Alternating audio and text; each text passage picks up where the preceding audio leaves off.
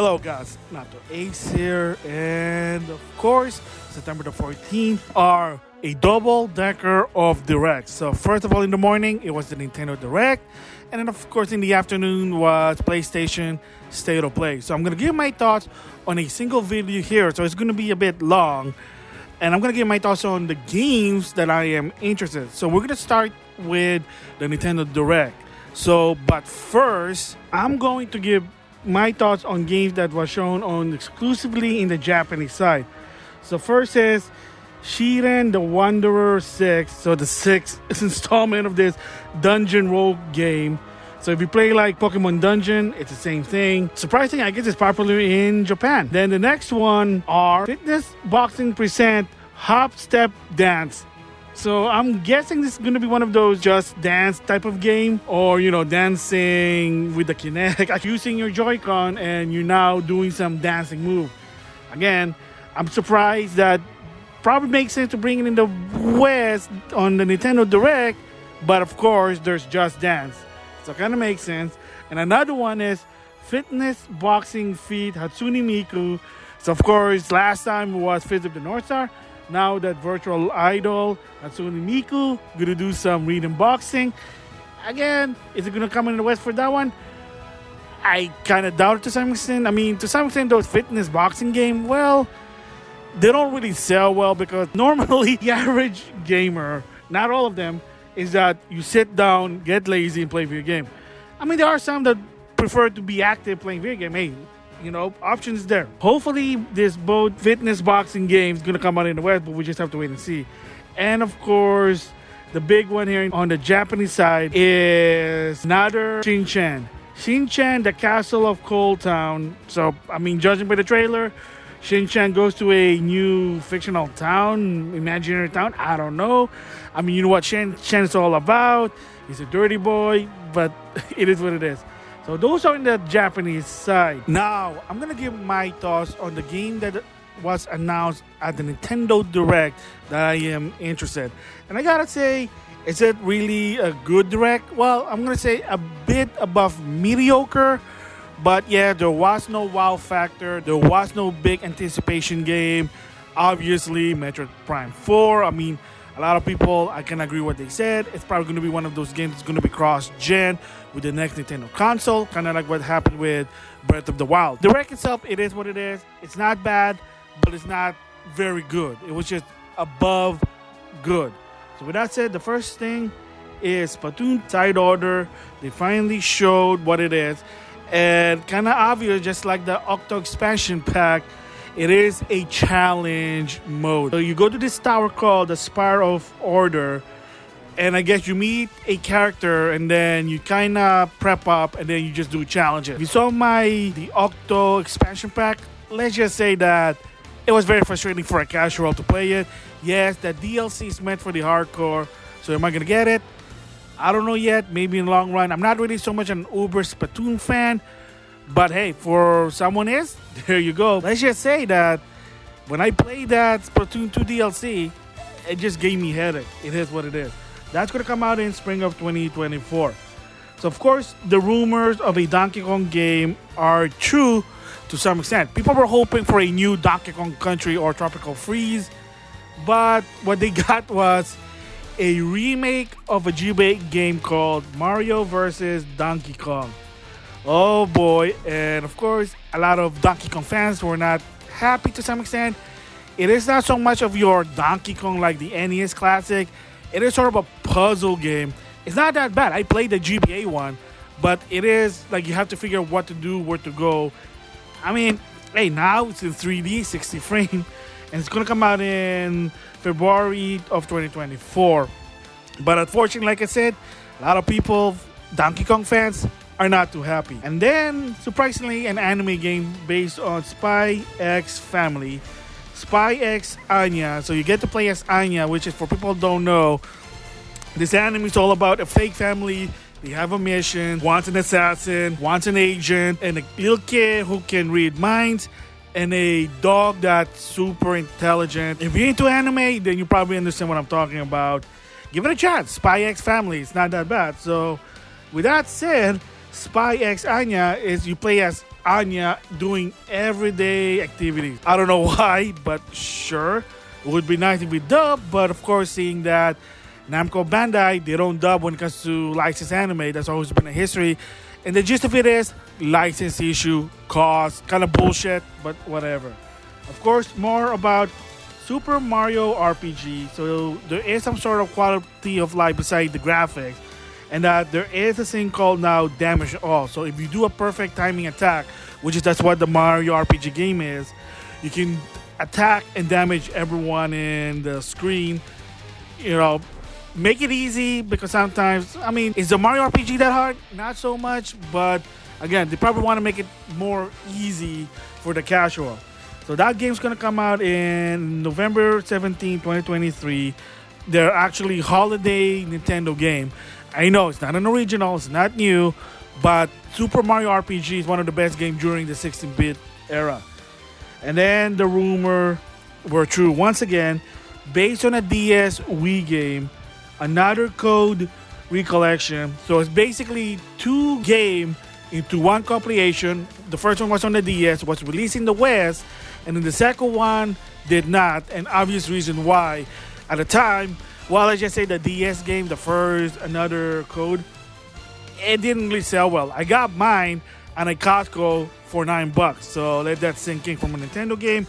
You know they don't like it when you buy their games in a cheap clearance sale. But again, from what I understand, the sales wasn't there. So they decided not to release the second one. But now, in 2023, with this remake, there it is. So as of right now, if you're noticing, there are some remake. Super Mario RPG, Mario vs. Donkey Kong, now another code, ReCollection. Then finally a title for the new Peach game that's going to come out in 2024, and that is Princess Peach Showtime. It reminds me, believe it or not, of a game from the PS3 called Puppeteer, because you're in a stage, you're in a puppet, and one of the stages that you fight a puppet. So it's sort of a 3D, 2D mashup, and then each stage has its own theme. So at one point they showed Sword Fighter Peach. There was one when she's Chef Peach, Detective Peach, Kung Fu Peach, and according to Nintendo, there's going to be more costume theme in the game. So at least, hey, it's a new game. I know, at least an original game coming up for 2024. Am I going to get it? Yeah, sure, why not? I mean, so far there are two new Mario games at least. Super Mario Wonder, that's going to come out this year. And now, Princess Peach Showtime next year. And then another Saga Frontier game, Saga Emerald Beyond, coming out in 2024. I guess I don't really follow the Saga Frontier games. They are popular. I have some. I don't know if this is a remake or something new, but it looks like it is sort of a remake again. But hey, at least more Saga games for, you know, your console. Tomb Raider Remastered, the first, second, and third game. So those are based on the PlayStation. Of course, now it's like multiple platform. So this time around, it's going to be remastered. So now better graphic. But the question is, what about the control? Am I need to use the D-pad again for this one, or can I use the control? Is there a quality of life for this one? Can I use an analog stick? It's going to be 8-way. Who knows? But again, we'll just have to wait and see. At least, hey, you know, it's the OG Lara Croft with the big boobies. Because we played the prequel one, she looks like realistic, and video game's supposed to be fantasy. Whatever, at least, hey, it's the OG Lara Croft. I like it. And then more on Detective Pikachu. They're just going to give you more info like, hey, you can do this. You can team up with other Pokemon to solve puzzle. And like I said, this game is story-driven, so I wonder if there's going to be an Amiibo support. But then if they do that, guess what? They might have to, well, bring back the Kaiju Detective Pikachu. However, in a different video, I'm going to talk about the Amiibo, because apparently a lot of restock have a generic backside info. So what does it mean? Maybe it's nothing, but I have theories of my own, but that'll be a different video there. So surprisingly, another good game that was announced, developed by Way Forward, by Konami, and that is Contra Operation Galuga. So they said it's a remake of the first Contra. Hey, why not? But this time we can play up to 4-player, even online. And you know that there's even characters from other Contra game. Awesome. So can't wait for that one. 2024. at least a new Contra game to some extent. Surprisingly, Vanillaware is gonna do another game. For this time, it's a tactical role-playing game, and it's called Unicron Overlord. And I guess you hire people, you team up, and I mean, if you play any tactical RPG, kind of like, well, Super Robo War, Sakura Wars, or Final Fantasy Tactics, there you go. This is what the game is. And then finally revealed the release date for Luigi's Mansion Dark Moon, or what they call in this one for whatever reason, Luigi's Mansion 2 HD. It's going to come out in summer 2024. So that is sort of a key thing, because that means you're not going to hear any new about Nintendo next console switch to whatever. It could be even released in November 2024.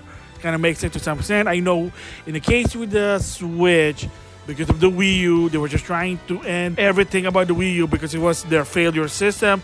It is what it is. So for this one, since the Switch is popular, it kind of makes sense that they're going to release it somewhere in holiday 2024. We just have to wait and see. Again, this game's not going to come out until summer of 2024. And then they announced Nintendo Museum in Kyoto. Hey, why not? Fixing the building. They're building it. Get the idea. This is not going to come out. They're aiming for a March of 2024. What is it? Well, it's just the history of Nintendo.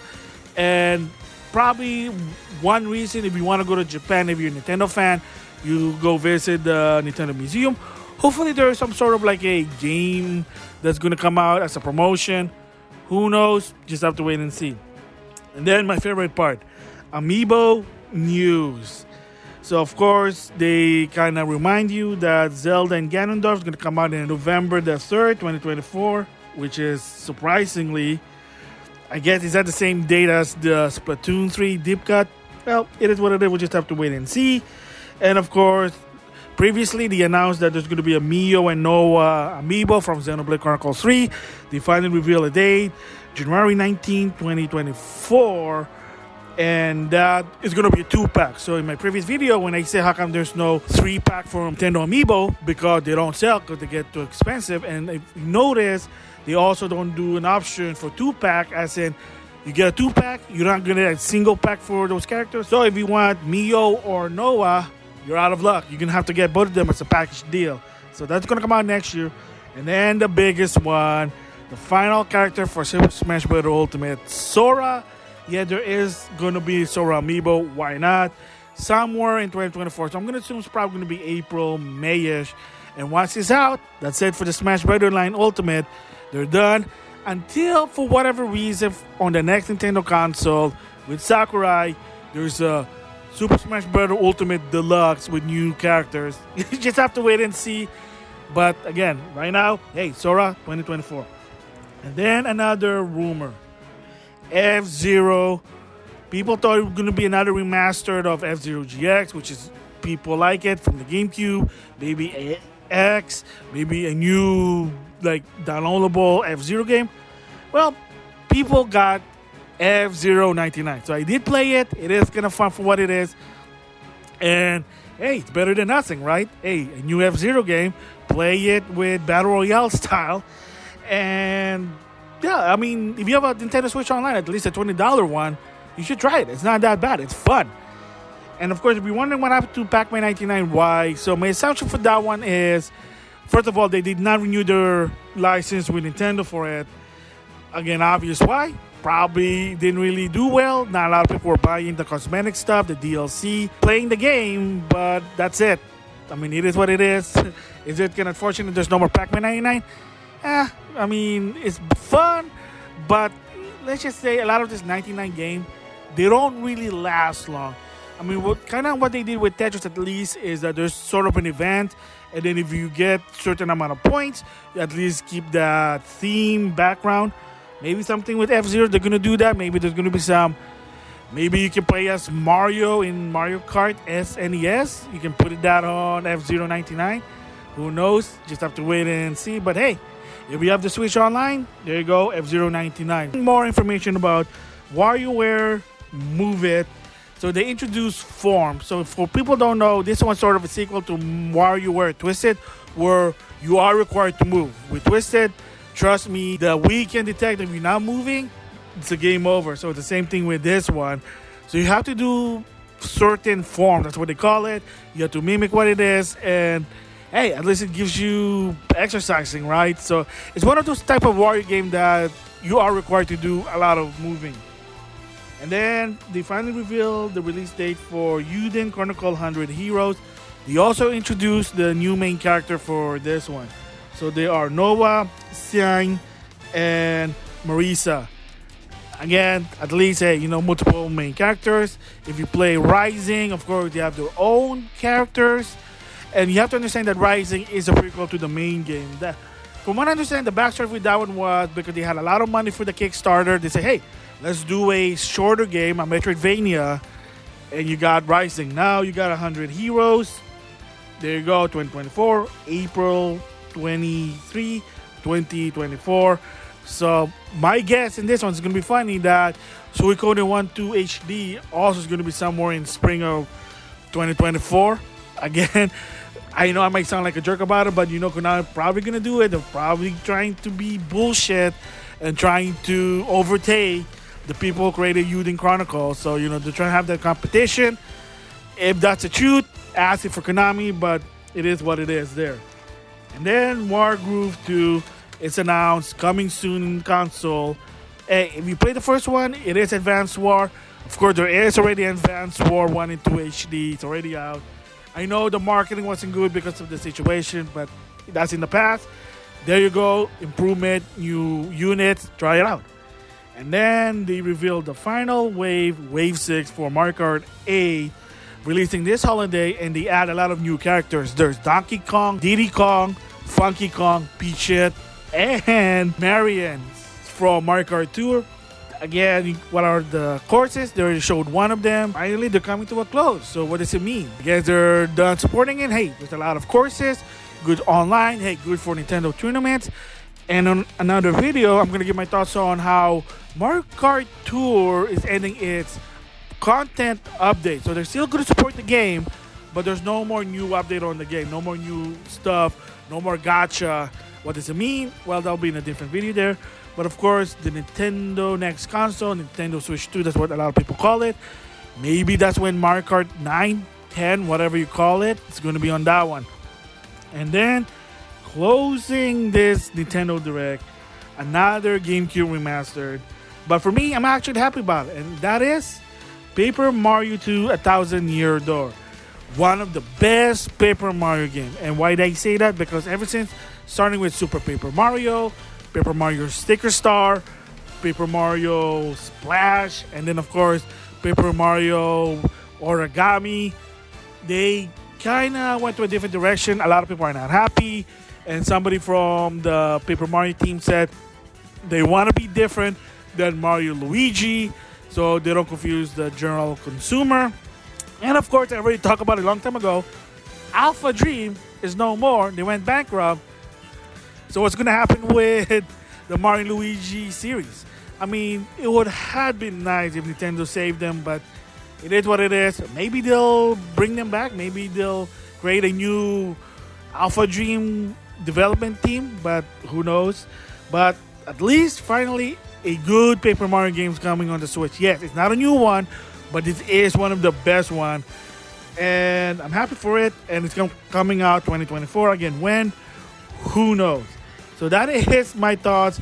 The thing I'm interested on the Nintendo Direct that happened on September 14, 2023.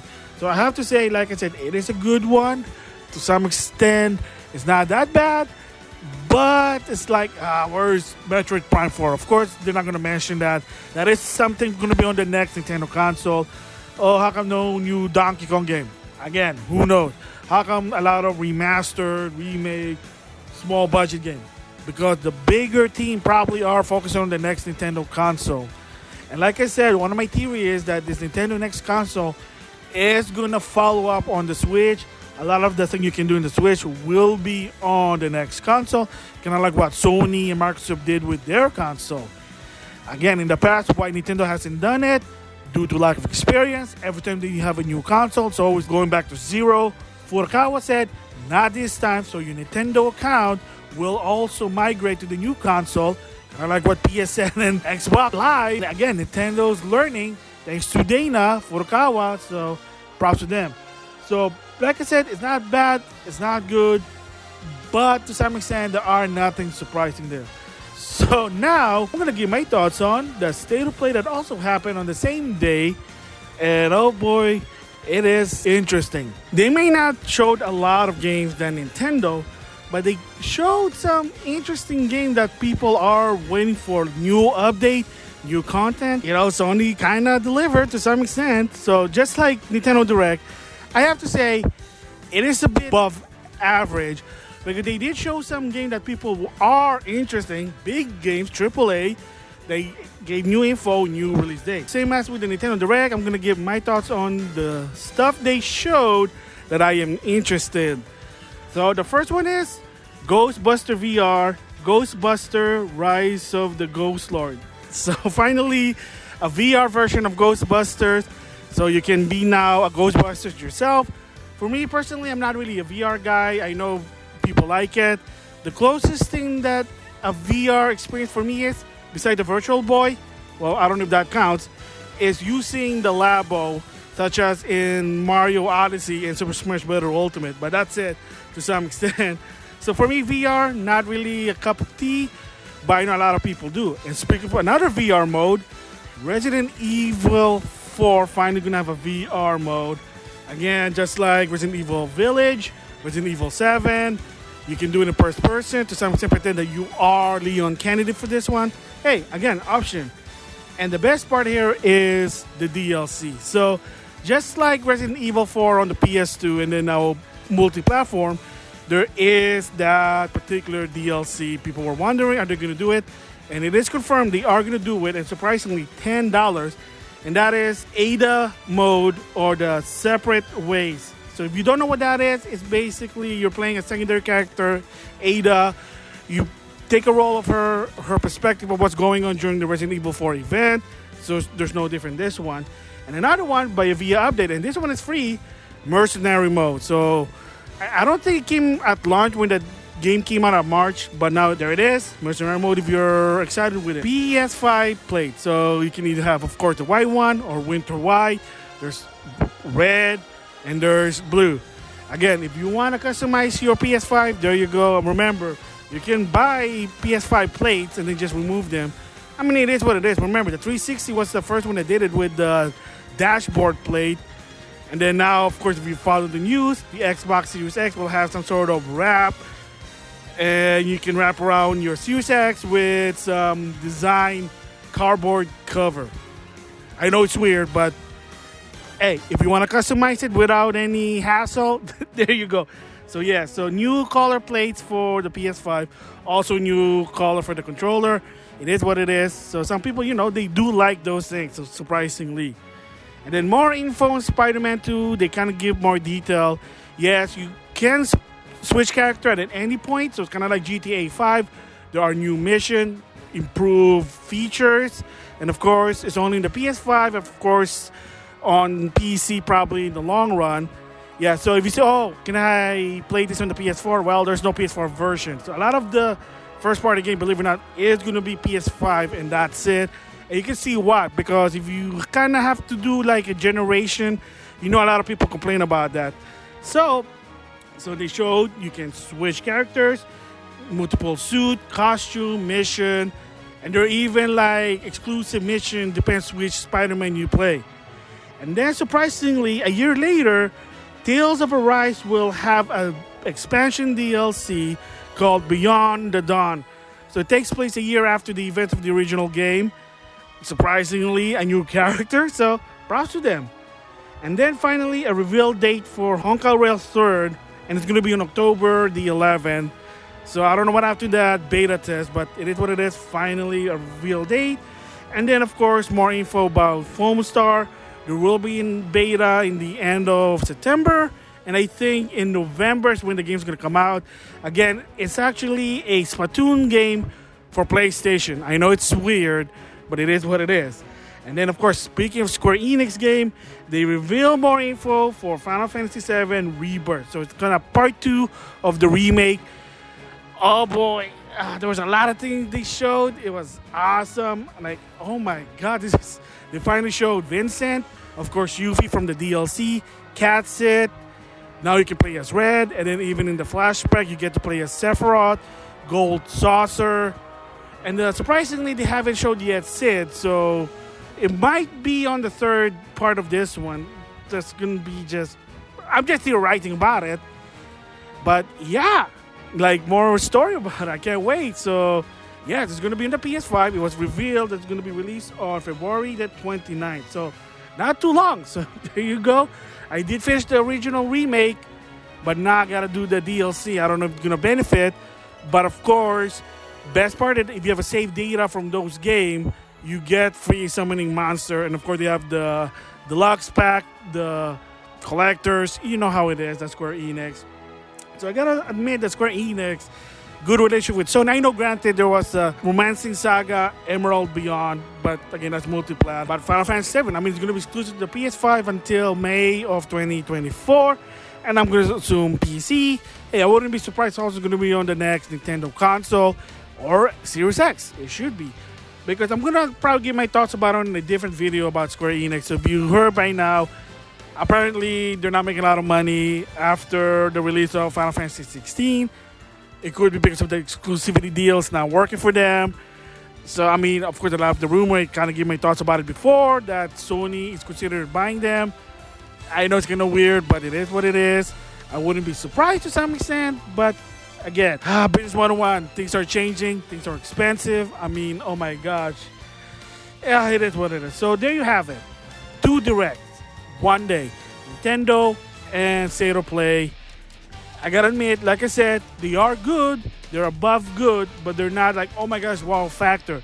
Maybe a bit with Final Fantasy VII ReBirth and Resident Evil 4, because they are good. Info about it, but to some extent, in the case with the State of Play, there wasn't a lot of new IP that they shown.